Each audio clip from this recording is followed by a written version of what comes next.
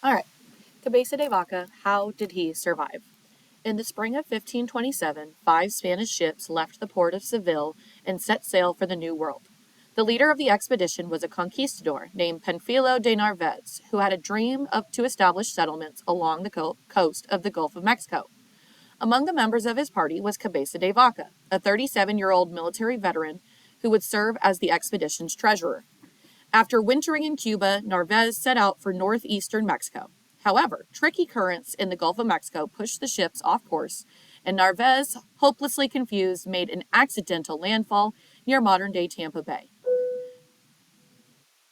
In a decision that would prove fateful, Narvaez ordered 300 men to leave the ships and march inland on search for treasure. They would never see their ships again. After 2 difficult months, Narvaez and his men arrived at Apalachee Bay with no treasure, no ships in sight, and little food. Narvaez knew only that he had to travel west to get to Mexico. He ordered that firearms be melted down to make tools to build 5 rafts, each large enough to carry 50 men. Every few days, one of the remaining horses was killed and eaten. The goal was no longer colonization or riches, it was survival.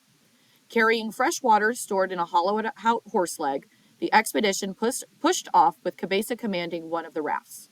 Several weeks into the journey, hunger and thirst began to take their toll. The men grew weak and suffered bouts of insanity. Somewhere near the Mississippi River, a strong wind blew the 5 rafts out to sea. After several desperate days, Cabeza's raft drifted back to shore. Historians now believe that Cabeza and his fellow castaways landed on what is modern-day Galveston Island, Texas. A second raft was blown ashore on the same island, which the men had named Isle de Malhado, the island of bad luck. The other 3 rafts were never seen again. In a matter of days, 250 men had dwindled to 80. Within months, the number would drop to 18. Within a year, there would only be 4.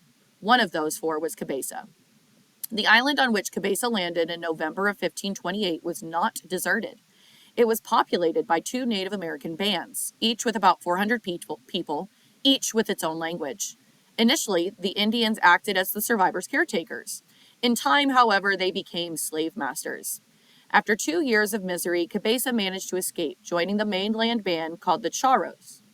The Charucos gave Cabeza the freedom to trade for their goods among nearby Indian groups, exchanging shell for hides and flint for animal hearts. Then, in the fall of 1532, Cabeza miraculously met up with 3 fellow survivors who had been enslaved by other Indian groups. After 2 years of waiting for the right moment, the men were finally able to slip away from their Indian masters and walk to Mexico City. The journey would take 21 months and would require a special combination of skill, patience, and the goodwill of many Native Americans met along the way.